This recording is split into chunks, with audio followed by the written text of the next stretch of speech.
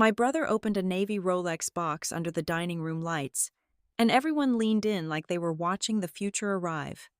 When my aunt mentioned I had graduated too, my father just smiled, reached for the menu, and asked about chocolate torte. I left before coffee was poured, and I never went back. 18 months later, he finally called, needing the daughter he ignored to read the numbers about to break his family in half. My name is Skylar Everett. I am 32 years old, and I am a ghost in my own family.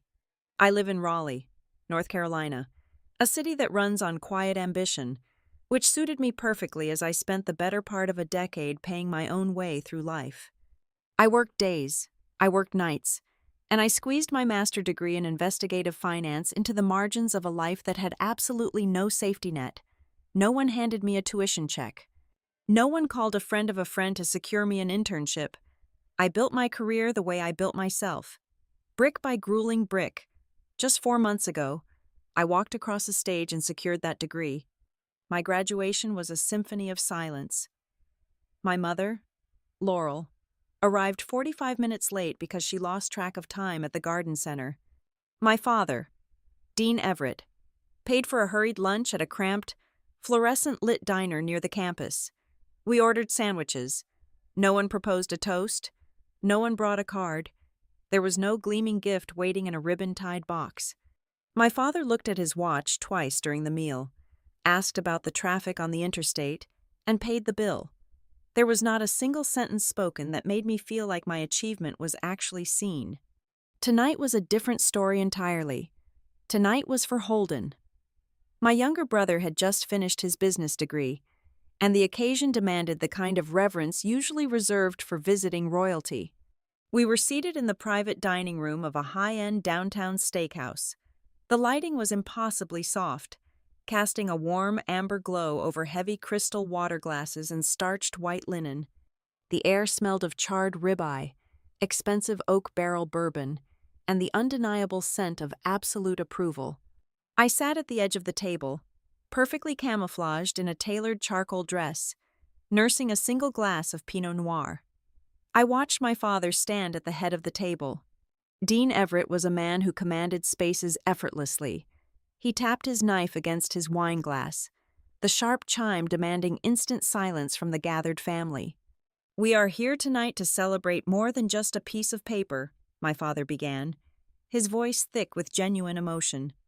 "We are here to celebrate Holden. We all know the road has not always been easy, but you have shown a resilience that makes your mother and me swell with pride. You are the child who will lead this family forward. You are the future of the Everett name." He reached into the breast pocket of his tailored suit and pulled out a heavy navy blue box. He set it on the table in front of Holden with the gravity of a king passing down a crown. The room held its collective breath as Holden popped the hinge. Inside, resting on a velvet cushion, was a stainless steel Rolex. The table erupted into applause. My mother pressed a hand to her chest, her eyes glistening with unshed tears of joy. Holden's fiancée, Elise, immediately lifted her phone, snapping burst photos of the watch, the box, and Holden's beaming face. I sat perfectly still. I did not clap. I did not smile. I existed as a nameless guest in a movie about someone else's life. Then, the seamless perfection of the moment snagged. Aunt Marlene, my mother's older sister who had never possessed a filter, leaned forward. She pointed her fork across the table, cutting through the murmurs of admiration. "Did Skylar not just graduate too?" Marlene asked. The question hung in the air, heavy and sharp. The entire table stalled in a profoundly uncomfortable beat of silence. Forks hovered over porcelain plates. Elise lowered her phone. Holden looked up from his new watch, his smile freezing into a tight, uncertain line. My father did not miss a beat. Dean offered a smooth, practiced, diplomatic smile that did not reach his eyes. "Yes, of course," my father said, his tone entirely conversational. "We are very proud of Skylar, too." He did not look at me when he said it. He immediately pivoted toward the hovering waiter, gesturing with one hand. "Speaking of celebrating," my father continued loudly, entirely erasing the interruption, Let us talk about dessert. Does the kitchen still do that dark chocolate torte? And we will need another bottle of the Cabernet. The reserve, please. Just like that. My master degree, my years of late nights, my financial struggles, and my entire existence were reduced to a trivial footnote brushed away to make room for cake. Across the table, Holden lifted the heavy steel watch from its velvet bed. As he turned it over in his hands to admire the craftsmanship, the soft light caught the polished metal of the caseback. I have always had excellent vision, even from a few seats away. I could read the crisp, customized engraving etched into the steel, for the legacy, the successor. Right then, sitting in that opulent room surrounded by the smell of roasted marrow and expensive perfume, a profound clarity washed over me. It was never about the watch. The issue was not the discrepancy in gifts. The issue was not even the money. The issue was my fixed, unchangeable position in the narrative of this family. I was the background scenery. Holden was the plot. I was the reliable, invisible scaffolding they never had to think about. And Holden was the monument they were building. I did not make a scene. A younger, more fragile version of myself might have cried, or demanded an explanation, or stormed out in a righteous fury. But the woman who had spent years dissecting financial fraud and unearthing hidden truths simply calculated the deficit and accepted the loss. I sat there for another 55 minutes. I smiled exactly when social convention required it. I answered polite questions about the weather and my commute with perfectly modulated politeness. I ate exactly half of my chocolate torte. When the espresso arrived, I quietly stood up and pushed my chair in. I walked over to my mother and wrapped my arms around her shoulders, giving her a gentle, practiced hug.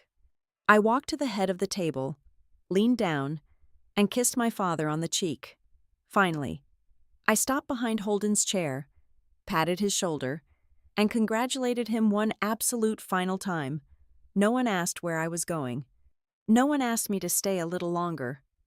I walked out of the private room, down the carpeted hallway, and stepped out into the humid North Carolina night air.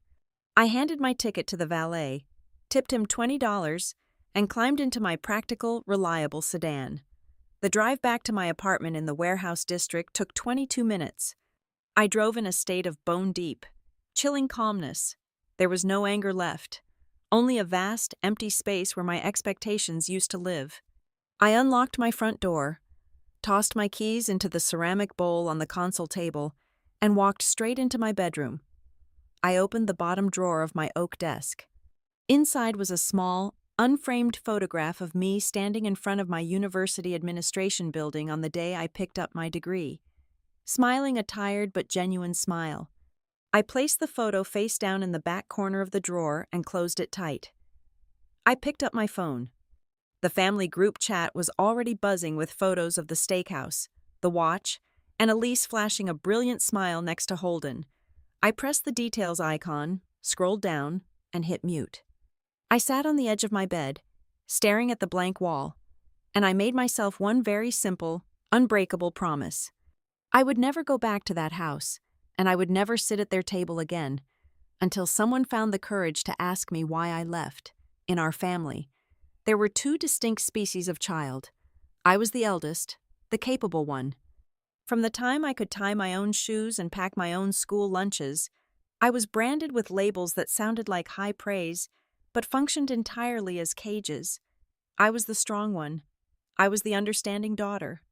I was the child who never caused any trouble. Holden, on the other hand, was the project.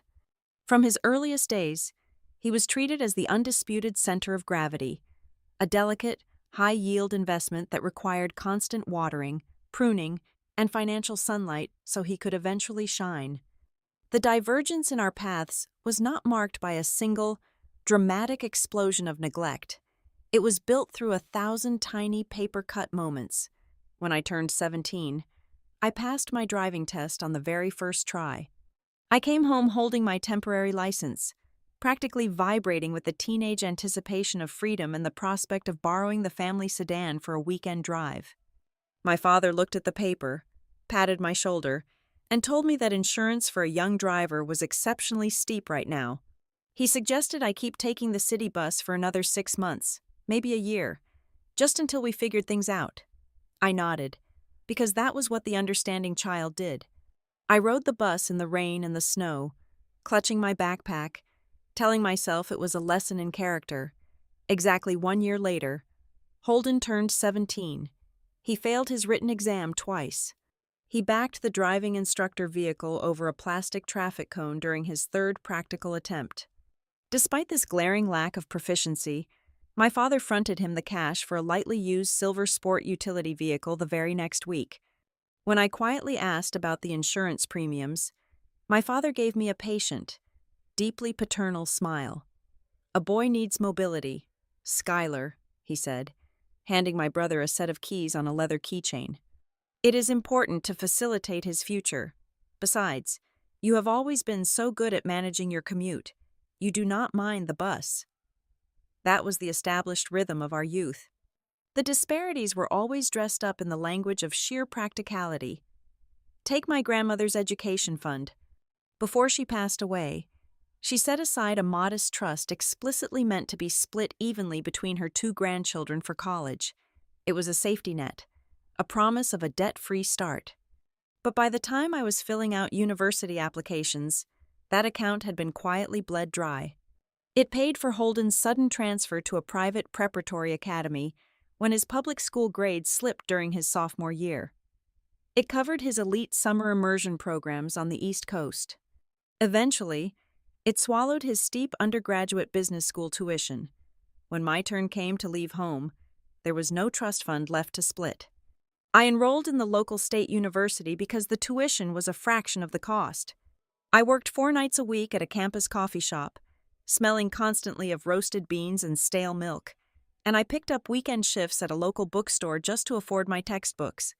During my junior year, I had to turn down a prestigious, unpaid internship in Atlanta because I simply could not afford the rent in a new city without a stipend. There was no one to co-sign a lease or float me a temporary loan.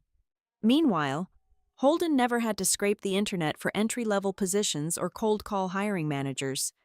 Whenever he needed a resume boost, my father made a phone call to a fraternity brother, a country club acquaintance, or a golf partner, ensuring Holden was introduced to the right place, at the right time, with the absolute right backing. The ultimate masterclass in our family dynamic occurred the summer after I earned my bachelor degree. My mother needed a complex knee replacement surgery. The recovery was brutal and required round-the-clock assistance. For 8 weeks, I moved back into my childhood bedroom. I became the designated driver, the in-house chef, the pharmacist, and the medical insurance negotiator. I spent my days icing her swollen joint, helping her navigate the wooden stairs, and spending hours on hold with billing departments, fighting over deductibles. I did not complain. I was the strong one. That exact same summer, Holden was flown to Chicago for a 6-week executive networking program. The tuition, the domestic flights, and his downtown corporate housing were fully funded by my parents. When I gently pointed out the exorbitant cost during a particularly tight week for household groceries, my father shut his laptop and looked at me as if I lacked basic business acumen.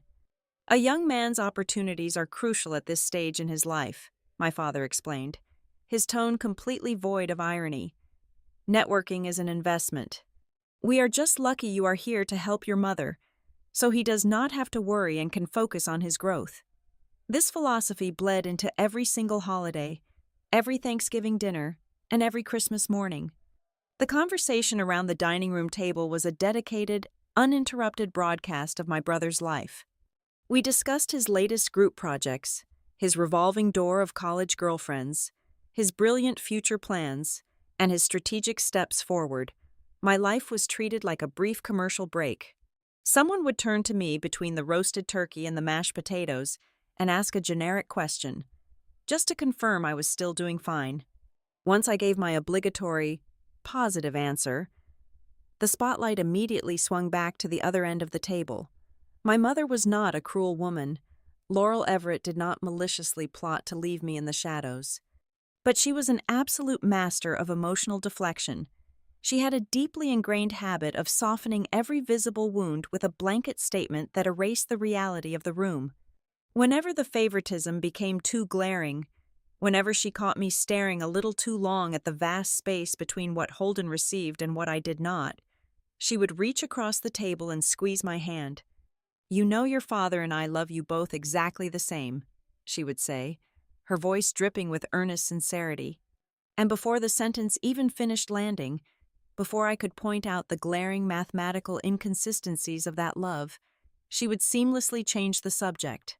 She would ask if anyone wanted more green beans, comment on the unseasonably warm weather, or launch into a rambling story about the neighbors across the street. She used equality as a conversational band-aid to cover up a bleeding fracture. My father, for his part, never raised his voice at me. Dean Everett never yelled. He never belittled my intelligence, and he never explicitly told me I was worth less than his son. His method was far more insidious. He simply, consistently, and without fail, chose Holden in every single moment that mattered. He chose him in ways that were just small enough to be explained away individually. A car here, a tuition payment there, a networking trip, a warm introduction. Each instance had a perfectly logical, tailored excuse, but when you added them all up, the final tally was impossible to misinterpret. The deepest, most agonizing part of growing up in that house was not the feeling of being actively hated. Hate requires passion. Hate requires attention. No, the true tragedy was being evaluated by my own parents as the child who could simply endure more deprivation. They looked at my independence and weaponized it against me. Because I did not stumble. They stopped offering a hand, because I did not ask for money. They assumed I did not need support, because I could fix my own problems, navigate my own tuition, and heal my own scrapes. They felt entirely justified in pouring all their financial and emotional resources into the son who constantly manufactured crises. I grew up internalizing a deeply distorted reality. I learned, day by day, year by year, that my competence was my curse. The more self-reliant I became, the less I was deemed worthy of being paused for. I was so busy surviving that I never realized my strength was the exact excuse they used to look right past me. The calendar pages turned, and I simply stopped showing up. When the fourth Thursday of November arrived, bringing the heavy, obligated weight of Thanksgiving, I did not pack an overnight bag. I did not make the 3-hour drive across the state. When December brought the suffocating cheer of Christmas, my childhood home remained one daughter short. By the time my father's birthday rolled around in late January, my absence had solidified from a temporary mood into a permanent structure. I maintained a pulse in their lives only through a carefully curated stream of text messages to my mother. The messages were perfectly polite, incredibly prompt, and entirely hollow. I wished them happy holidays. I asked about the winter frost on her garden. I kept my words as smooth and frictionless as glass, giving them absolutely nothing to grab onto and nothing to fight against. I was not throwing a tantrum. I was simply resigning from a job I had never applied for. To help me navigate this sudden, vast quiet in my life, I started spending 1 hour every Tuesday afternoon sitting in a beige armchair across from a therapist named Mara Bell. I chose Mara specifically because her office was uncomfortably sterile, and she did not have a soothing, melodic voice. I did not want to be coddled. I wanted an audit of my own mind. Mara did not hand me a metaphorical pitchfork and tell me to burn my family tree to the ground. She did not encourage dramatic confrontations or righteous anger. Instead, she sat with a legal pad on her lap and helped me assign the correct vocabulary to the way I had been living. During our fourth session, I described how I used to navigate the hallway outside my father's home office, stepping precisely on the edges of the floorboards so they would not creak and interrupt his phone calls.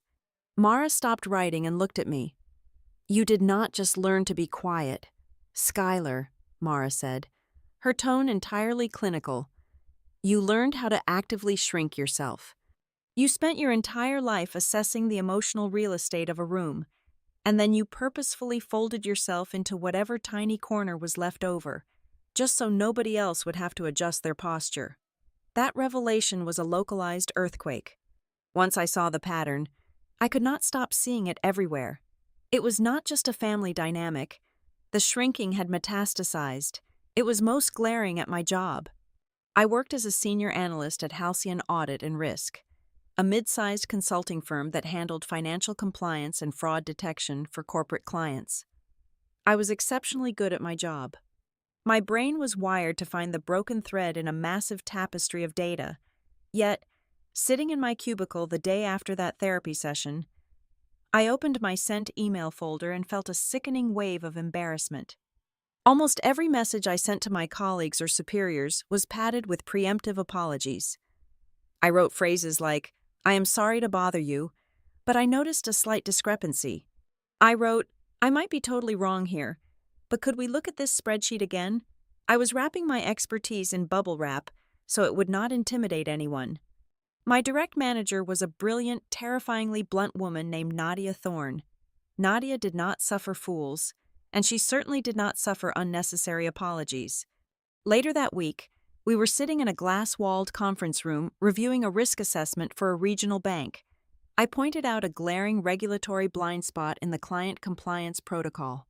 Nadia looked at the document, then looked up at me, her eyes narrowing. "You saw this data 2 weeks ago." "Skylar," Nadia noted, tapping her manicured fingernail against the table. "Why are you only bringing it up now?" I opened my mouth, ready to deploy a standard, self-deprecating excuse about wanting to be absolutely certain before I spoke out of turn. Nadia held up a hand, stopping me before I could even start.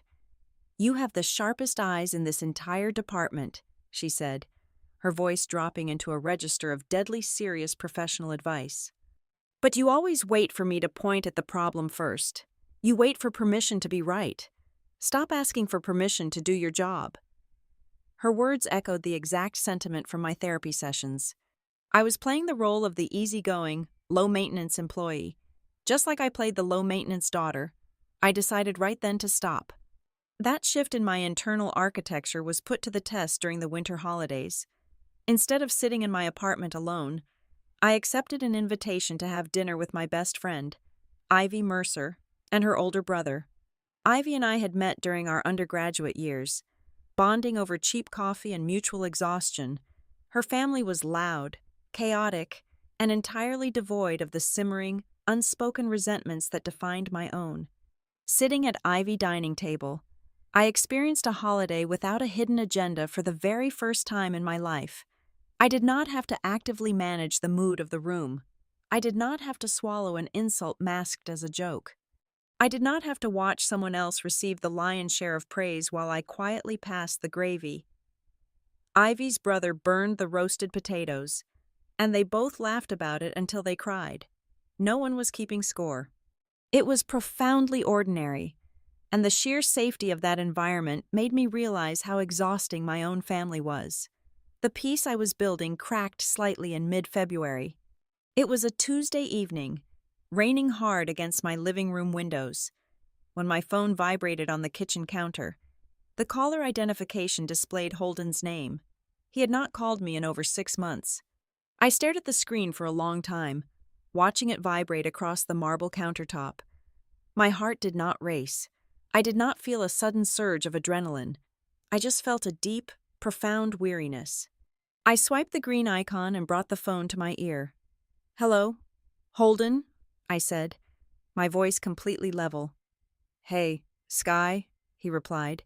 His tone was hesitant, lacking the booming, effortless confidence he usually projected. He cleared his throat. "So, Mom is getting really weird about you not coming around, and I was just thinking, did something happen at the steakhouse?" "Was it something I said?" I closed my eyes. The sheer poverty of his awareness was staggering. He was trying to pinpoint a single, isolated incident, a minor social faux pas that could be easily smoothed over with a quick apology and a beer. He genuinely believed my absence was a temporary bad mood caused by a bad dinner, rather than the final, unavoidable conclusion of a lifetime of being sidelined.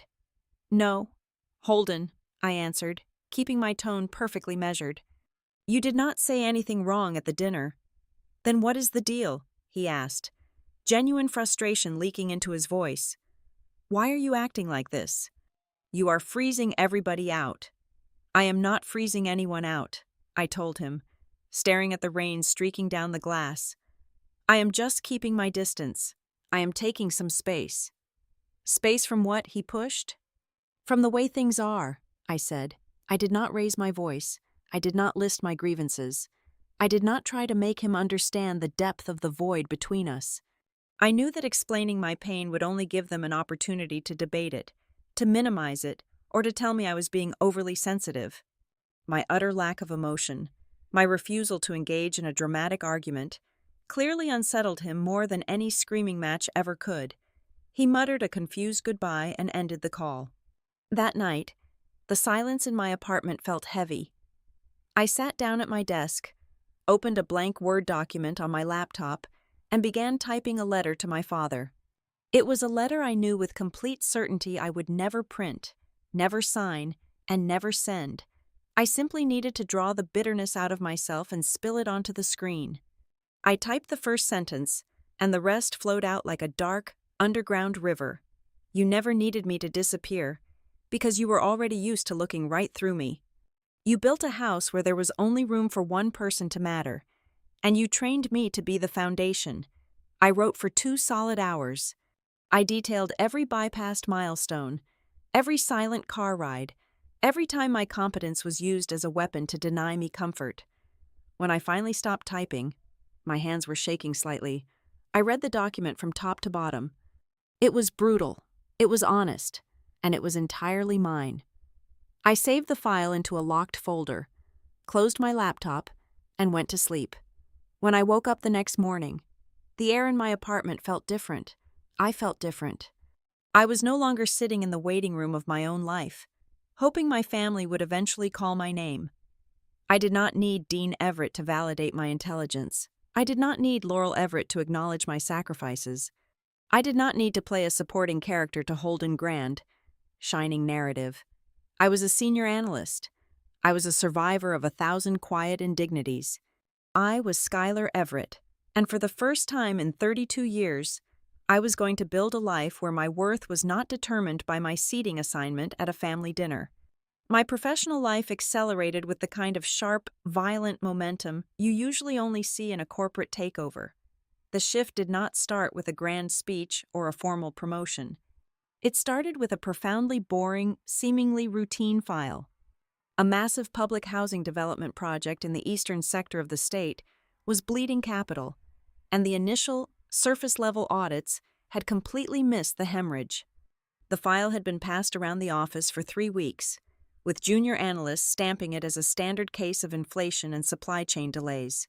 I spent 4 consecutive late nights tracking a convoluted, agonizingly boring web of contractor invoices. I did not ask for permission to look deeper.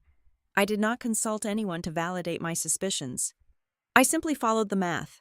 What I found was a systemic, deliberate chain of overbilling, hidden beneath layers of bureaucratic jargon and nested shell companies. Instead of writing a timid, apologetic email outlining my theories, I printed the spreadsheets, highlighted the exact discrepancies in aggressive yellow ink, and walked straight into Nadia Thorne's office. I dropped the heavy manila folder right onto the center of her pristine glass desk. Nadia stopped typing. She picked up the folder and flipped through the pages for 7 minutes in total silence. Then, she looked up, her expression entirely unreadable. "Grab your laptop," Nadia said, her voice completely flat. "You are officially off your current roster. You are on my special task force starting right this second."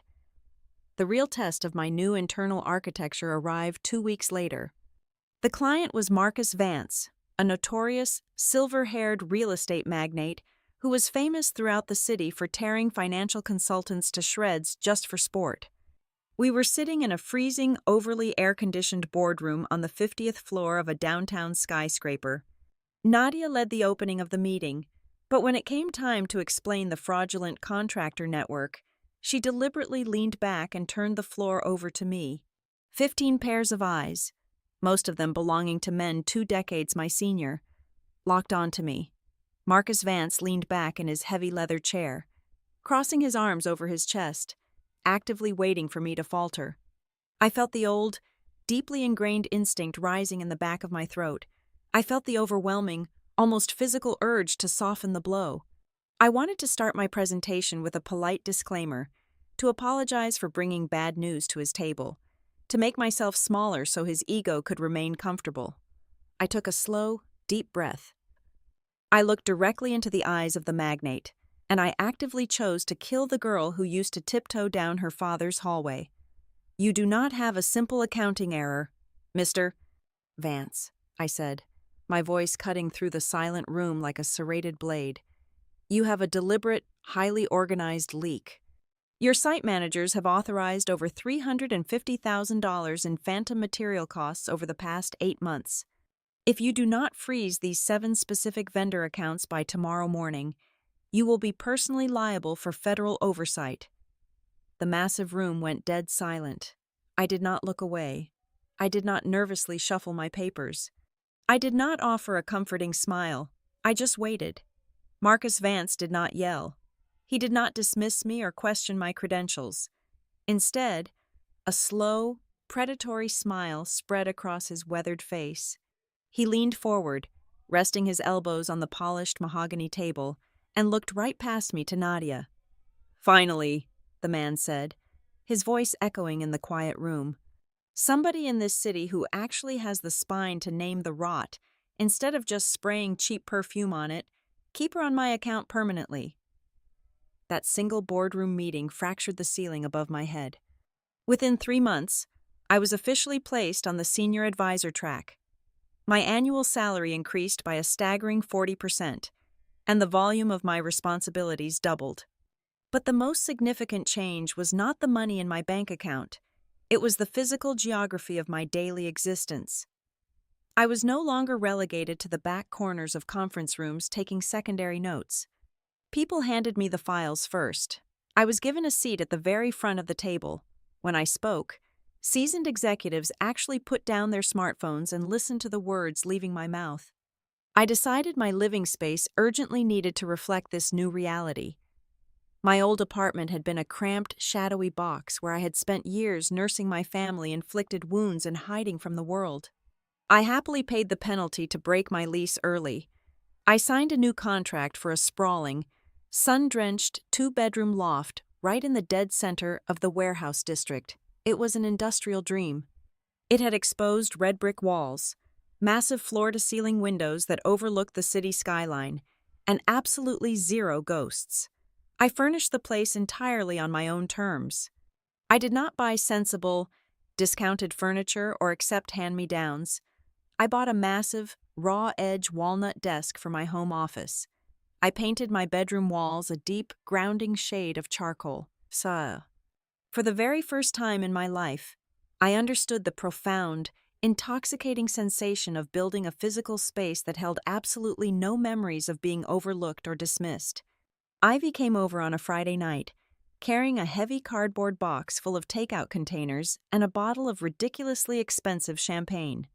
She walked slowly through the open floor plan, taking in the clean, sharp lines of the furniture and the bold, unapologetic artwork I had hung on the brick walls. She popped the cork on the champagne, poured us 2 glasses, and handed one to me. "You know what I really love about this place?" Ivy asked, tapping her crystal glass against mine. "It looks exactly like the home of a woman who no longer apologizes for existing." Her words hit me squarely in the chest, and they stayed anchored in my mind long after she went home. She was absolutely right. I was changing on a cellular level. It was not some flashy cinematic makeover where I suddenly started wearing bright red lipstick and designer heels to exact revenge on the world. It was a subtle structural shift in my bones. I started dressing with sharper, cleaner lines. I threw away the muted, oversized cardigans that helped me blend into the background and invested in tailored, structured blazers that gave my shoulders rigid, uncompromising architecture. I naturally dropped my speaking voice half an octave. I completely stopped using filler words. I stopped physically moving out of the way when aggressive men walked down the center of the office hallways. I simply held my ground, and miraculously, the world parted around me. I was not reinventing myself. I was just finally standing up straight in my own skin. By the end of the summer, the firm distributed the performance bonuses. When I opened the thick envelope at my desk, the number printed on the heavy stock paper was so large it actually made my vision blur for a fraction of a second. It was more money than I had ever held at one time in my entire life. That Saturday afternoon, I walked into a high-end luxury boutique downtown. I stood over the glowing glass display cases, staring down at rows of pristine, diamond-encrusted watches and heavy gold timepieces. I felt a sudden, intense surge of adrenaline. I wanted to buy the most expensive item in the store. I wanted to strap a piece of undeniable, glittering success to my wrist, just to silently combat the memory of that navy blue Rolex box my father had handed to Holden. I wanted to prove that I could crown myself, that I did not need Dean Everett to validate my worth. A sales associate wearing white cotton gloves approached me, smiling politely, and asked if I wanted to try anything on. I looked at the heavy steel watches, and then I looked at my own reflection in the spotless glass counter. If I bought a luxury watch simply to prove my worth to ghosts, I was just playing the exact same toxic game my father played. I would be using a piece of metal to validate my existence, just like Holden did. I did not need to copy the exact thing that had broken my heart. I did not need a physical monument to prove I was valuable. My value was the undeniable fact that I had engineered my own rescue. No, thank you, I told the associate, my voice perfectly calm and completely steady. I have everything I need. I walked out of the boutique and stepped into the bright, late summer sun, feeling lighter than air. This newfound success was not just a pleasant backdrop to my life. It was the heavy iron armor that was about to make the next chapter of my story possible. For my entire life, my family had secretly relied on my desperate need for their scraps of approval to keep me in line. They knew I was always hungry for a crumb of recognition, which meant I could always be easily summoned back to my designated corner to clean up their messes. But the gravity in my world had permanently shifted. I was no longer the vulnerable, easily manipulated daughter waiting by the phone. I had built my own kingdom, and for the very first time in my history, I was completely immune to being dragged back into the dark.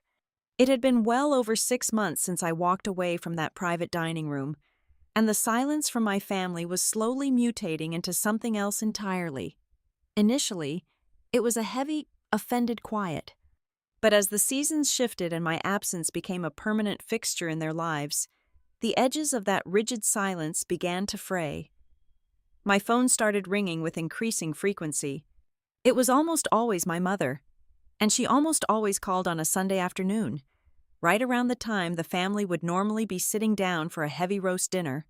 Laurel Everett's voice sounded much thinner now, softer, and coated in a delicate layer of anxiety, but her phrasing remained a masterclass in emotional deflection and avoidance. "Your father really hopes you will drive down for the holiday weekend," she would say, her tone incredibly light and conversational. Or, "Holden was asking if you were going to make it to the neighborhood barbecue this year." She never simply said, "I miss you, Skylar. I want you to be here with me." It struck me during a late commute home how profoundly sad that structure was. Even their longing for me had to be routed through the established family hierarchy. My mother could not simply claim her own desire to see her daughter. She had to legitimize the request by attaching it to the two men who actually held the gravitational pull in our ecosystem. Even in my absence, my value was entirely dependent on whether Dean or Holden found my empty chair inconvenient. My mother's emotions were only allowed to exist if they passed through my father's territory first before they became spoken words. Then came the second phone call from my brother. It happened on a humid Thursday night. When I answered, his voice lacked the effortless, booming bravado he usually carried around like a customized shield. He sounded tired, but more than that, he sounded deeply annoyed. "Look, Sky," Holden started, letting out a heavy, exasperated sigh into the receiver. "Mom is getting really upset. She was crying in the kitchen earlier today. And Dad just does not understand why you are making such a massive deal out of things. You are punishing everyone. And for what? Are you still mad about the dinner?" I gripped the edge of my kitchen counter. making a massive deal out of things. The phrase lodged in my brain like a rusted nail. It perfectly crystallized exactly how Dean Everett viewed my departure. He did not see my absence as the devastating, inevitable consequence of his lifelong favoritism. He viewed it as an attitude problem. He saw it as a temporary tantrum from a daughter who was normally so reliable and so perfectly low maintenance. Behind Holden's frustrated voice, I heard the unmistakable, rhythmic clinking of heavy crystal glassware and the low thrumming hum of a crowded, expensive room. There was a jazz trio playing softly in the far background. "Where are you right now?" I asked, keeping my tone perfectly neutral. "Just a regional Chamber of Commerce mixer," Holden replied breezily, the irritation vanishing from his voice as he shifted effortlessly back to his professional persona. "Dad introduced me to the State Director of Commercial Development. We are having drinks at the club." I closed my eyes. He was standing in a room full of powerful people, drinking expensive scotch, resting comfortably in the safety net our father had woven for him since birth. He was still living entirely inside the supported orbit. That background noise, the smooth jazz and the clinking ice, was the soundtrack of his unearned access. I realized in that exact second that the vast gap between my brother and me had never merely been about the money. It was about the invisible wind continuously pushing his sails, while I was expected to build my own boat from scratch and row with my bare hands. "Enjoy your drinks, Holden," I said quietly, and I ended the connection before he could utter another word. The simmering tension remained quiet for another 3 weeks. Then, a peculiar text message arrived from my mother. It was a Tuesday morning, right in the middle of my busiest auditing cycle at the firm. I glanced down at my phone resting next to my keyboard.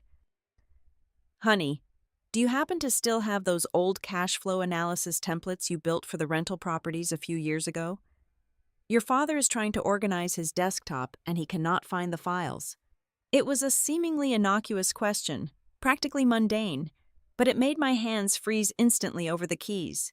My father never lost a file in his life. He ran his personal finances and his rental properties with terrifying, military precision.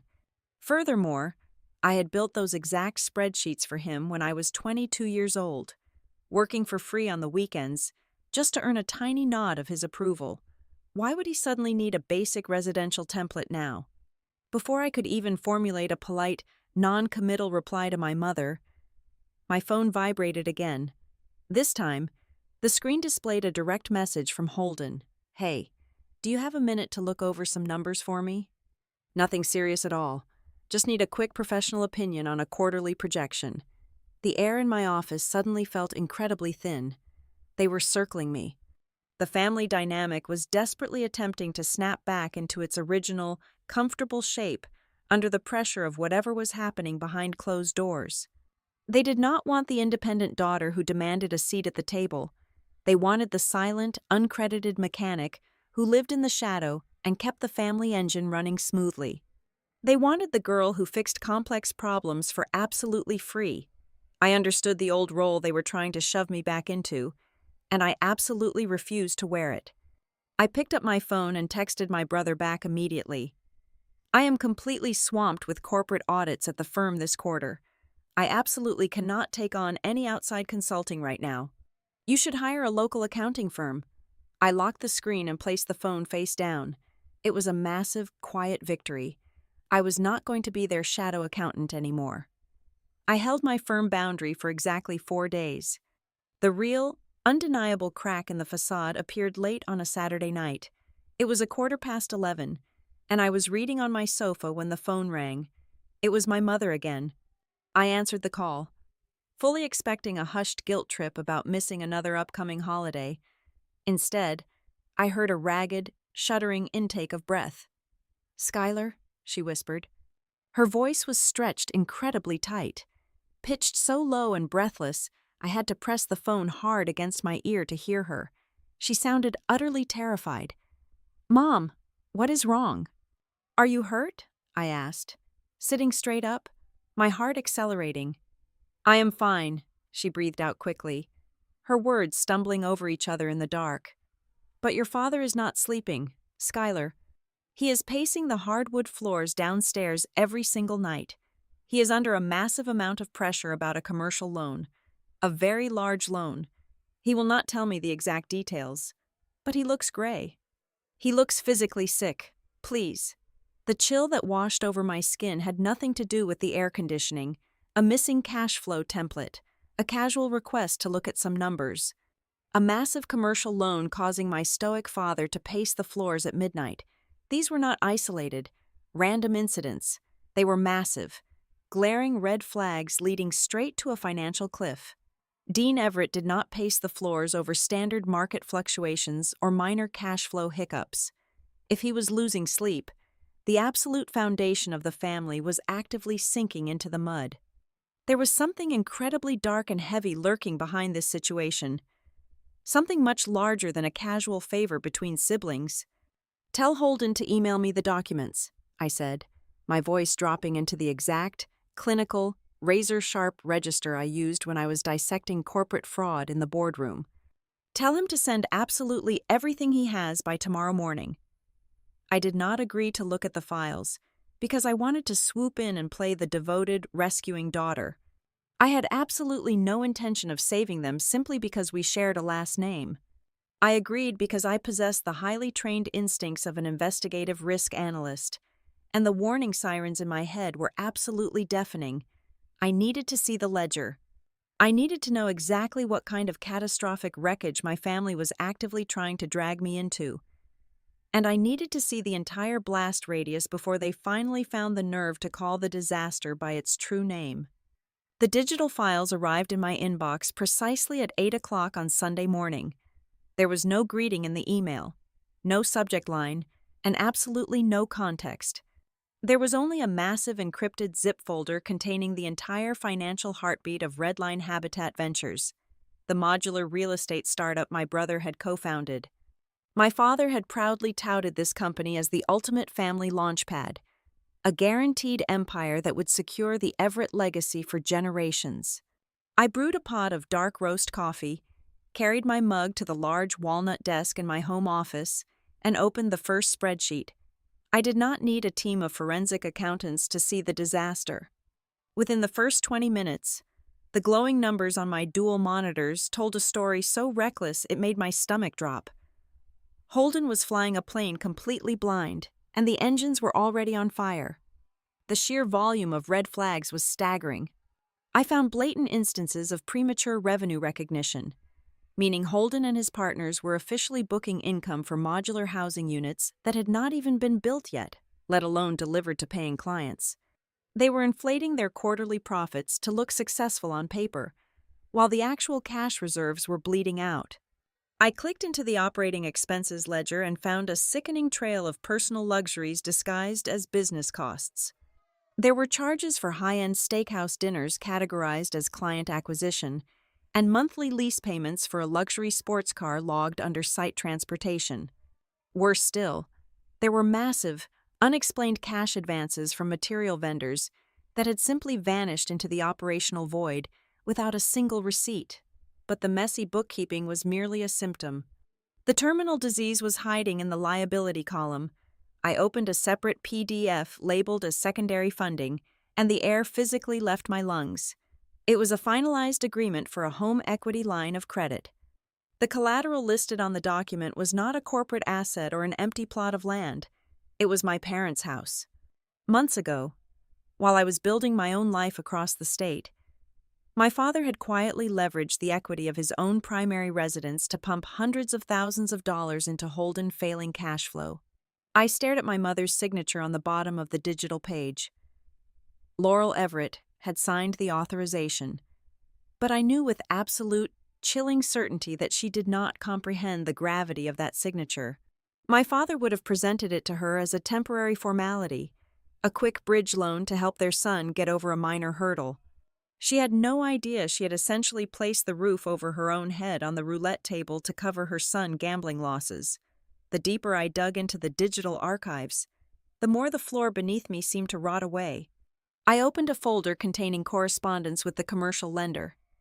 Among the dozens of attachments, I spotted an automated system alert that had been forwarded multiple times.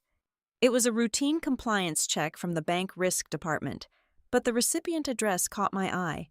It had been sent to my old university email address. I frowned, leaning closer to the screen. I had not used that email address for professional correspondence in nearly a decade.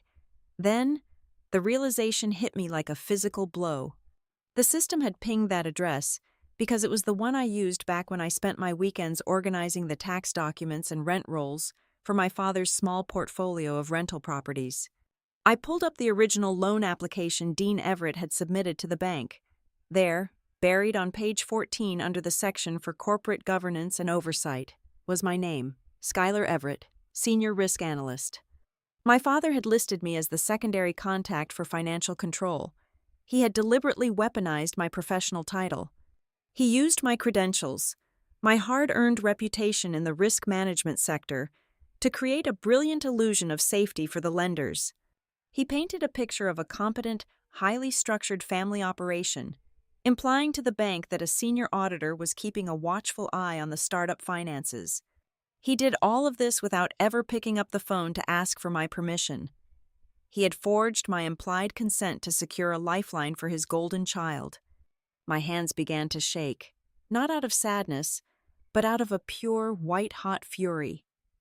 I began running cross-references on every single capital injection Redline Habitat Ventures had received over the past 2 years. I traced the money backward, line by line, account by account, until I hit a routing number that looked uncomfortably familiar. I pulled up a secure portal and matched the routing code. It belonged to the municipal bond account my grandmother had established before she died. Growing up, whenever I asked about that specific account to help cover my state college tuition or a basic living stipend, my father would shake his head solemnly. He told me the market had been cruel, that the funds had dried up, and that the account had run out a long time ago. I had accepted that explanation without question, absorbing the financial burden myself, working late-night shifts smelling of stale coffee just to buy my textbooks. Yet, staring at the screen, the ledger proved that statement was a complete and utter lie. The final, substantial remaining balance from my grandmother's trust had not evaporated. It had been systematically drained exactly 1 year ago. It was liquidated and transferred directly into the Redline Habitat Ventures operating account to quietly fill a massive financial crater Holden had dug for himself. The sudden shock did not stem from the fact that Holden received financial help. I had known my entire life that the scales were rigged. The true terrifying epiphany was realizing that the shiny steel Rolex at the graduation dinner was never just a singular, insensitive gift. That watch was merely a floating piece of debris on the surface of a deep, dark ocean of systemic favoritism. My father's entire financial ecosystem was specifically designed to absorb Holden failures and push the catastrophic risk onto everyone else. My mother's house, my professional reputation, my grandmother's legacy. We were all just raw materials being burned in the furnace to keep Holden looking like a star. Then, I found the absolute worst detail of all. It was so small, so casually cruel, that it finally severed the last remaining emotional thread tying me to my father. It was a brief internal memo, typed by Dean Everett and attached to a messy quarterly expense report Holden had submitted. My father had highlighted the glaring accounting errors, the missing funds, and the disorganized ledgers. In the margin, my father had typed a quick note to his son. Do not panic about the messy reporting. Schuyler works in risk. If the bank starts asking hard questions, she can help clean up the books for us. I read those 2 sentences 5 times. The sheer, breathtaking audacity of those words burned themselves into my retinas. He did not see me as a daughter who had achieved remarkable success through sheer grit. He did not respect the boundaries I had drawn or the distance I had kept. To Dean Everett, my highly specialized expertise was nothing more than default family property. I was a free, indentured resource sitting on a shelf, waiting to be deployed whenever his son made a mess too large to sweep under the rug.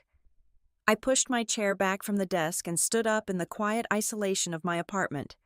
The sun was streaming through the large industrial windows, casting long shadows across the hardwood floor.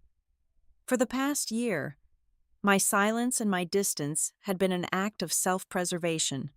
I had walked away to protect my own pride, to build a sanctuary where I did not have to feel small anymore, but the rules of engagement had just fundamentally changed. If I stayed on the sidelines now, if I simply deleted these files and went back to my peaceful, independent life, the collateral damage would be catastrophic. The bank would eventually audit the loan, the phantom revenue would collapse, and the lender would absolutely foreclose on the house my mother lived in.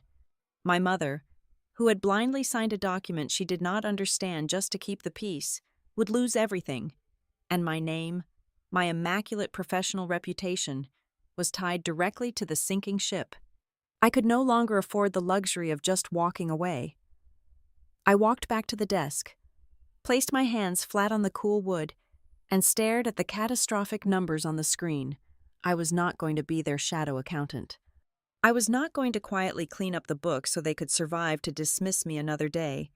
I was going to use every single ounce of my expertise to dismantle the protective walls my father had built around his son, and I was going to force them to look directly at the wreckage. The heavy industrial printer in my office hummed steadily for 45 minutes, spitting out reams of paper until the tray was overflowing. I took the documents, a thick stack of unmitigated disaster, and spread them across my expansive walnut desk. For the next 8 hours, I did not operate as a betrayed daughter. I operated strictly as a senior risk analyst. I bought 3 different colored highlighters and began to dissect the rotting carcass of my brother's business. I categorized the wreckage into distinct, undeniable columns. Yellow ink meant gross negligence, the kind of careless, amateur bookkeeping that could be fixed with heavy fines and a massive restructuring. Orange ink was for active concealment, the deliberate shifting of liabilities that crossed the line from stupidity into fraud.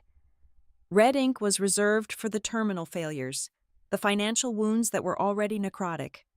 The home equity line of credit secured by my mother's house was glaring and bright, unforgiving red. By the time the sun set over the city, I had a complete map of the blast radius. On Monday morning, I walked into the firm and cornered Nadia Thorne by the break room espresso machine. I did not give her names, locations, or any personal context. I presented the numbers to her as a hypothetical case study, a blind portfolio I was supposedly reviewing for a prospective client. I laid out the revenue manipulation, the commingled personal expenses, and the leveraged residential collateral. Nadia listened in absolute silence, her sharp eyes tracking my face. When I finished detailing the cash flow deficit, she set her ceramic mug on the counter with a heavy thud. "Do not touch it," Nadia said, her voice dropping into a deadly serious register. "If this were a real client, I would tell you to walk out of the room and shred the intake forms. That is not a business struggling with growing pains. That is a ticking time bomb wired directly to federal fraud charges. Whoever is running that operation is either profoundly stupid or dangerously arrogant." It was exactly the confirmation I needed. My instincts were completely accurate. Next, I needed to secure my own perimeter. During my lunch break, I walked 4 blocks down the street to meet with a corporate defense attorney Ivy had recommended. I paid him for a 1-hour consultation in cash to ensure there was no official client intake record. I slid a redacted copy of the loan agreement across his desk, pointing specifically to my name listed as the secondary financial control contact. I asked him a single, vital question. I needed to know if my father's unauthorized use of my professional credentials exposed me to any legal liability when the bank eventually audited the defaulted loan. The attorney reviewed the paperwork carefully, flipping through the signature pages. He shook his head and handed the file back to me. "Unless they can produce a document bearing your actual, verified signature, or an email chain proving you actively participated in the financial management of this specific loan, you are insulated," he explained. "They used your name as a prop to build credibility. It is highly unethical, but it does not pierce your personal liability shield. Just do not sign anything moving forward. Do not even send an email acknowledging you received these files." I walked out of his office feeling a heavy, ironclad sense of control settling into my chest. I was perfectly safe. My family was not. On Thursday evening, I agreed to meet Holden. I chose a dimly lit, quiet tavern on the edge of the warehouse district, a place entirely devoid of the country club aesthetics he normally preferred. I arrived early and ordered a glass of sparkling water. 10 minutes later, my brother walked through the heavy wooden door. I almost did not recognize the golden boy of the Everett family. The effortless, booming confidence that usually radiated from him was completely gone. He looked visibly aged. There were dark, heavy circles under his eyes, and his expensive tailored suit hung loosely on his frame, as if he had lost a significant amount of weight in a very short time. He sat down across from me, ordered a double bourbon straight, and stared at the scarred wooden table. For a long time, neither of us spoke. He drank half of his glass in a single swallow. "It is bad, Schuyler," Holden finally whispered, his voice cracking. "It is so much worse than I thought it was. The vendors are threatening to walk. The bank is asking for updated quarterly statements, and the cash is just gone. I do not even know how it happened so fast." I did not offer him a sympathetic smile. I did not reach across the table to comfort him. I simply looked at him with the cold, assessing gaze of an auditor. "I know exactly how bad it is," I said evenly. "I spent the weekend tearing your ledgers apart. You are insolvent. Holden, you have been insolvent for over 10 months. He flinched as if I had struck him. He ran a trembling hand through his hair, leaning forward until his forehead almost touched the table. "Dad told me you could fix it," he pleaded, his voice tinged with a desperate, youthful naivete that suddenly made me sick to my stomach. "He said you do this kind of corporate cleanup all the time. He said you could just reorganize the categories, maybe shift some of the liabilities around so the bank leaves us alone until the next funding round clears." "Your next funding round is a fantasy," I cut in, my tone completely devoid of warmth. "And I am not going to reorganize your categories. That is called cooking the books. I am not risking my professional license to launder your incompetence." Holden let out a ragged breath. He looked up at me, his eyes wide and panicked, and then, stripped of all his defenses, the absolute truth simply fell out of his mouth. "I never meant to take everything," he said quietly. "I just kept messing up, and Dad kept stepping in. You have to understand how he talks about you. Schuyler, he always told me, your sister is the kind of person who always lands on her feet. She is unbreakable. But you, Holden, you are the one who needs a push to the finish line." The air in the tavern suddenly felt impossibly heavy. Those words hit me with a force that far exceeded the insult of the Rolex at the graduation dinner. That single, horrific philosophy was the blueprint of my entire childhood. My father had actively weaponized my competence. He took my resilience, my quiet endurance, and the sheer grit it took to survive without his support, and he transformed it into a permanent excuse to neglect me. He fed that narrative to my brother to absolve them both of their guilt. Looking across the table, I realized something profoundly tragic. Holden was not a calculating, one-dimensional villain who enjoyed watching me suffer. He was just a deeply sheltered boy who had been fed a toxic diet of unearned praise and artificial safety. He genuinely did not understand the crushing price the rest of us paid to maintain his illusion of success. That nurtured innocence, that total blindness to the destruction he caused, made the reality of the situation ache so much more. "I am unbreakable because I never had the luxury of being fragile," I told him, my voice dangerously soft. "But I am no longer your safety net. I am not the shadow accountant for this family anymore." Holden stared at me, his hands shaking around his glass. "So you are just going to let the bank take Mom's house? You are just going to let it all burn?" "I am not letting it burn," I corrected him sharply. "You lit the match.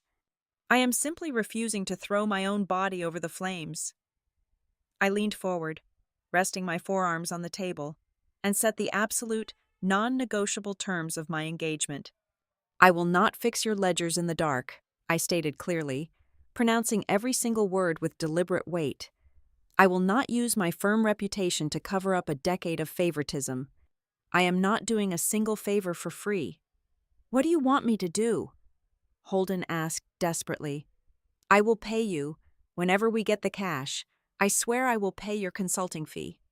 "This is not about your money, Holden," I said. "There is exactly one condition under which I will even consider stepping into this mess. You are going to go home, and you are going to tell our father that the shadow accountant is closed for business." Holden swallowed hard, terrified of the mandate. "If Dean Everett wants my expertise," I continued, my voice echoing with a cold, terrifying authority, "he is going to pick up his own telephone. He is going to call me himself. He is going to ask me exactly why I walked out of that steakhouse 18 months ago. And he is going to sit there and listen to my entire answer before he is allowed to breathe a single word about your ruined company." For the very first time in my 32 years of existence, I was not standing in the corner waiting for permission to be acknowledged. I was not begging to be seen. I had built my own high ground, and I was finally demanding that they climb up to where I stood if they wanted to keep me in their lives. I picked up my purse, left a $20 bill on the table to cover my water, and walked out of the tavern, leaving my brother sitting alone in the dark with the heavy, inescapable weight of the bill. The clock started ticking on a Tuesday morning. The catalyst arrived not with a dramatic confrontation, but with a sterile, automated email forwarded from my old inbox. It was a formal notice of intent from the commercial lender holding the paper on Redline Habitat Ventures. The legal jargon was dense, but the translation was terrifyingly simple. The bank had detected the gaping holes in the cash flow. They were officially demanding fully audited reconciliation statements within 72 hours. If the data was not provided, they would immediately freeze the credit line and initiate an accelerated call on the primary collateral. The primary collateral was my childhood home. The pressure began to radiate outward, vibrating through the family network like a shockwave. Yet, even with his entire financial ecosystem on the verge of total collapse, my father still refused to face me directly. He stubbornly treated the situation like a corporate standoff, where the first person to make direct contact loses the negotiation. He tried to use my mother as a human shield. She called me 3 times on Wednesday, her voice trembling and breathless, asking if I could just take a quick peek at the bank notice as a personal favor to her. I told her no. He then deployed my brother. Holden left 2 voicemails, his voice oscillating between begging and passive-aggressive anger, demanding I stop being stubborn and just jump on a conference call. I deleted the voicemails. I sent one identical text message to both of them. If Dad wants to talk about the numbers, he can dial my number himself. I became a brick wall. I refused all detours. I refused to let Dean Everett maintain his pride while simultaneously using me as a free life raft. The real turning point, the twist I absolutely did not anticipate, arrived on Thursday afternoon. My phone buzzed with a message from an unsaved number. The text was brief. "This is Elise, Holden fiancé. We need to talk. I have something you need to see, and he does not know I have it." We met an hour later at a brightly lit, entirely anonymous chain coffee shop on the outskirts of the city. Elise had always been a quiet presence at family gatherings. I only knew her as the smiling woman who clapped the loudest for Holden and obsessively documented his fabricated successes on social media. Sitting across from me now, completely devoid of makeup and wearing a faded gray sweater, she looked terrified. She did not offer small talk. She simply reached into her leather tote bag, pulled out a folded stack of photocopied papers, and slid them across the laminate table. "Holden left his briefcase unlocked," Elise whispered, her eyes darting toward the door. I knew things were bad, but I did not know they were this bad. I found these stuffed in a secondary folder. They are the minutes from a private advisory meeting Dad held with the initial investors 6 months ago. I unfolded the papers. My eyes scanned the black and white text, tracing the cold, hard documentation of my father's ultimate betrayal. The minutes detailed a fierce argument between my father and an external financial consultant. The consultant had explicitly warned the room that Holden's business model was fatally bloated. He presented hard data proving the operational costs were catastrophic and strongly advised shutting down the expansion immediately to save the remaining capital. Then, I read my father's direct response, transcribed perfectly in the official record. "We are not scaling back," Dean had stated. "I will personally guarantee the next bridge loan. Holden needs a victory beautiful enough to lock away all doubts. If we stop now, he loses the momentum, and the market will label him a failure. I will handle the risk." I sat perfectly still in the noisy coffee shop, the ambient sounds of espresso machines and chatter completely fading away. This was the cruelest revelation of all. My father had not just been blinded by paternal love. He had not simply been overly optimistic about his son's potential. He had been explicitly warned by professionals that his son was failing, and instead of letting Holden learn a necessary lesson, Dean actively chose to orchestrate a false reality. He deliberately pumped hundreds of thousands of dollars into a burning building just so Holden could continue to look like a star. He mortgaged his own wife's house to buy a stage for his son to perform on. And all the while, he expected me to stay quietly in the wings, entirely self-sufficient, demanding absolutely nothing, and ready to clean the theater when the play inevitably crashed. He did not just play favorites. He actively engineered my isolation to subsidize Holden's spotlight. "You cannot marry into this, Elise," I said, handing the papers back to her. "If you tie your name to him legally, you will inherit this exact same dynamic. You will spend the rest of your life watching them burn resources to protect his ego." She took the papers with shaking hands, tears welling in her eyes, and walked out without another word. The pressure finally ruptured that same night. It was nearing 10 o'clock when my phone rang. The caller identification showed my mother's home landline. I answered, and the sound of her raw, unrestrained sobbing filled the quiet space of my living room. She could barely form coherent sentences. It took me 10 minutes to piece together the shattered fragments of her confession. The bank had apparently sent a physical copy of the notice via certified mail, and she had opened it. For the very first time, Laurel Everett was forced to look directly at the monster living inside her house. "I did not know," she cried, her voice cracking with pure terror. "He brought me a stack of papers months ago while I was watching television. He said it was just a temporary procedure, a standard commercial guarantee to help smooth out a minor cash flow issue for the boys. He told me to just sign the yellow tabs. I did not read the fine print. I did not know he leveraged the house. I'm going to lose my garden. I'm going to lose my home." Hearing my mother weep for the safety of her own roof fundamentally shifted the gravity of the entire situation. The story was no longer about a daughter's wounded pride. It was no longer about emotional neglect or the lingering sting of a graduation dinner. It had escalated into an irreversible high-stakes conflict. If I decided to step into this arena, I could not do it as the compliant, easy-to-call good daughter. I had to step in wielding the full, terrifying extent of my professional power. I had to become the executioner of their delusions. "Do not sign a single additional document," I instructed her, my voice cold and absolute. "Do not let him transfer any funds. And tell him my condition stands." The breaking point arrived exactly 3 days later. It had been 18 long, silent months since I walked out of that steakhouse. 18 months since the man had spoken directly to me. I was sitting at my walnut desk, reviewing a client file, when my cell phone vibrated. The screen illuminated with the name Dean Everett. I let it ring 4 times. I wanted him to feel the hollow, agonizing stretch of time. On the 5th ring, I pressed the green button and lifted the phone to my ear. I did not say hello. I simply waited. The line was silent for a long moment, save for the faint sound of traffic in the background. Then I heard it. He cleared his throat. It was a nervous, shifting sound. He cleared his throat a second time.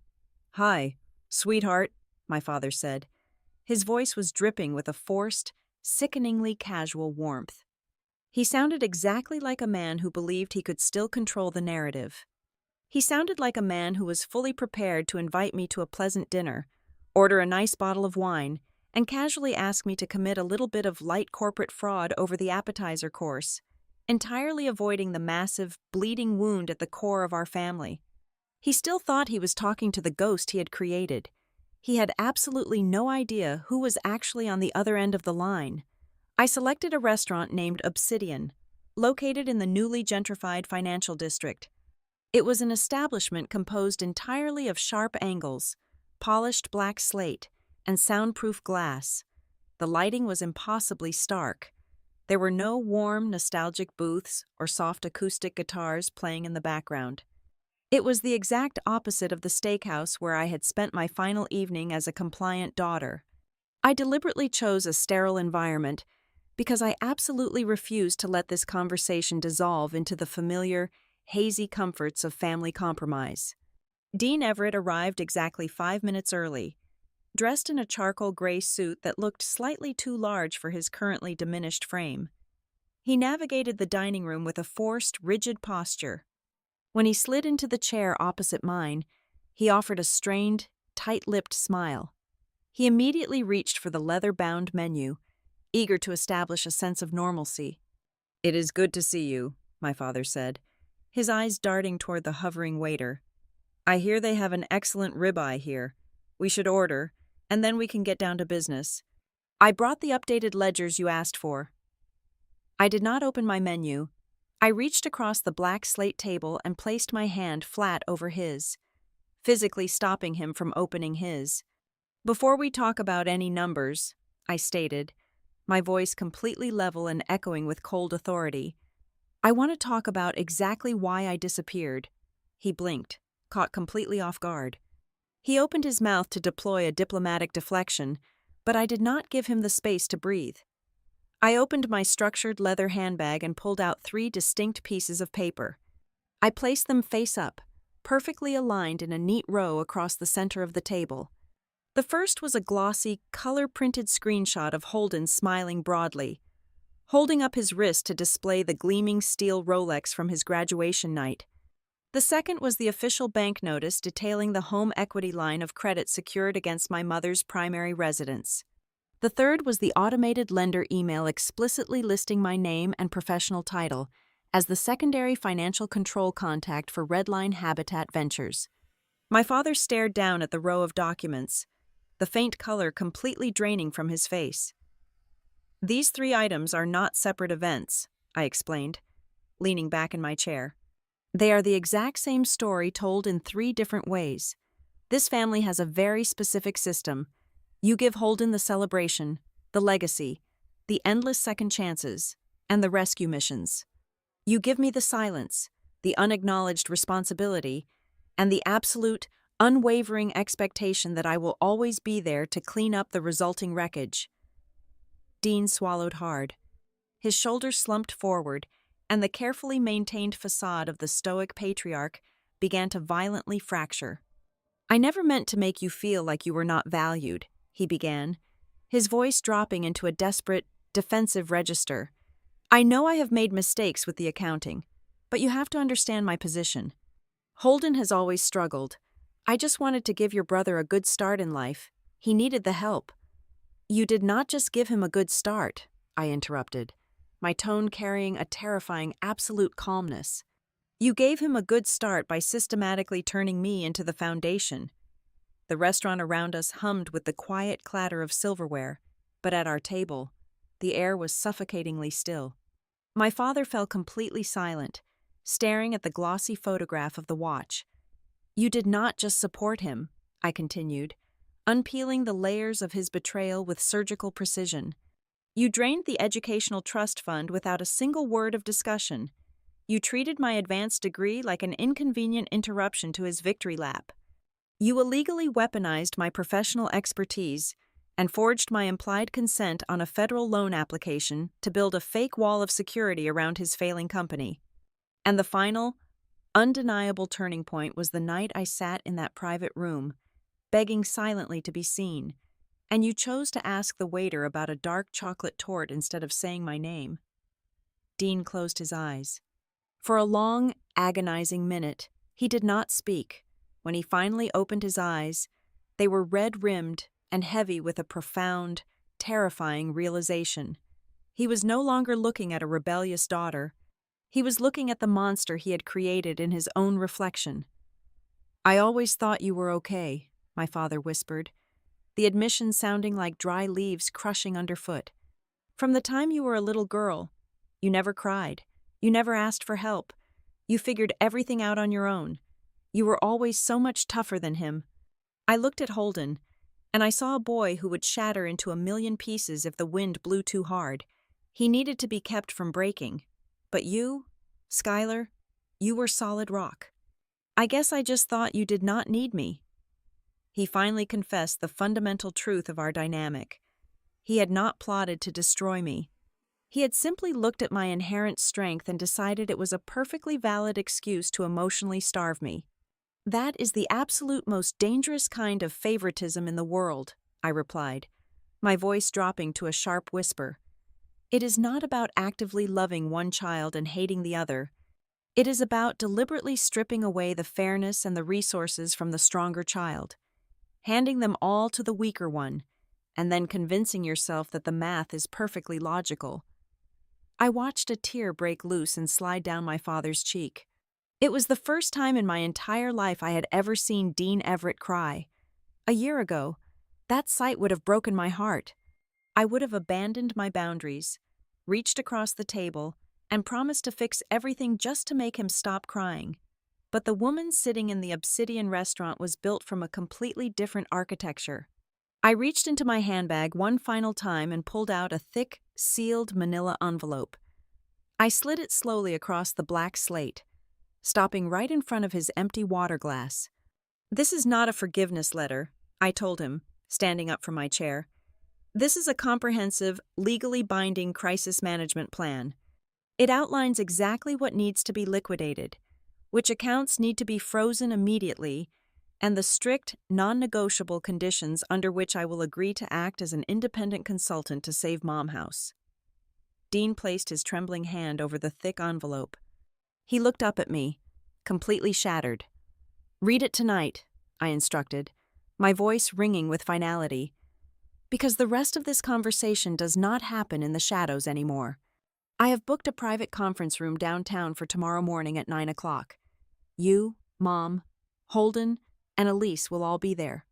We are going to sit at the exact same table, and the entire family is going to look at the truth at the exact same time." I did not wait for his agreement. I turned my back on my father, walked out of the cold, slate dining room, and stepped into the cool night air, leaving him alone at the table with the menu he never got to open. The morning sun cut harshly through the floor-to-ceiling windows of the rented conference room in the financial district. I arrived 45 minutes early to arrange the seating. I wanted absolute control over the physical space. I placed myself at the head of the long mahogany table. When the heavy glass door finally opened at precisely 9 o'clock, they walked in together. My father looked hollowed out. My mother clutched her purse to her chest like a shield. Holden walked with his head bowed, and trailing slightly behind him was Elise. She looked terrified, but she took her seat at the far end of the table. I needed her there as an impartial witness to the part of Holden's life he could no longer hide. I did not offer coffee or small talk. I slid 4 identical black folders across the polished wood. "This is the only viable path forward," I began, my voice carrying the crisp, unemotional cadence of a senior auditor. "Page 1 outlines the immediate liquidation requirements. Holden, you are selling the stainless steel Rolex today. You are also selling the luxury pickup truck you just leased. You will use that capital to inject immediate cash back into the operating fund. Second, the home equity line of credit secured by the house is frozen as of this exact minute. Third, you will issue a formal restatement of your quarterly earnings to the bank, admitting the inflated revenue. Finally, you are hiring an independent restructuring attorney to manage the fallout. I have provided 3 recommendations on page 4. Holden stared at the list of demands. His hands rested flat on the table, trembling slightly. "I cannot be your shadow accountant," I continued, sliding one final document specifically toward my father. "I am absolutely refusing the role of the devoted daughter swooping in to save the family name. If you want my strategic guidance through this audit, you will sign this formal letter of engagement. I am operating strictly as a consultant through Halcyon Audit and Risk. My scope is strictly limited. I require a retainer fee. All correspondence will be documented via corporate email, and you will never use our shared last name to leverage a professional concession from me." The room was utterly silent. No one argued. The sheer, terrifying weight of reality had finally crushed their habitual deflections. Holden was the first one to break. It was not a performative breakdown over losing his expensive watch or his truck. He looked at the stark numbers, then looked at our mother, and finally, he looked at me. His pristine, polished victories had always felt earned to him until this exact second. He finally realized his entire adult life was a monument built on the silent theft of my resources and the reckless endangerment of our mother's security. "I am so sorry, Skylar," Holden said, his voice shattering in his throat. "I never once stopped to ask what my safety was costing everyone else. I just took it because it was always there. I am so sorry I never questioned the price of being the favorite." He was apologizing because he finally understood the toxic nature of the love he had been given. My mother let out a quiet, broken sob. She reached across the table, not to hold my father's hand, but to press her palms flat against the wood. Laurel Everett had spent 32 years smoothing over every jagged edge in our family, terrified of conflict. "I let him do it," my mother confessed, the tears spilling over her cheeks. "I wanted peace so badly that I became complicit.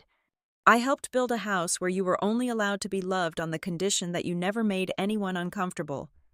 I asked you to be small so we could survive him. I am so deeply sorry."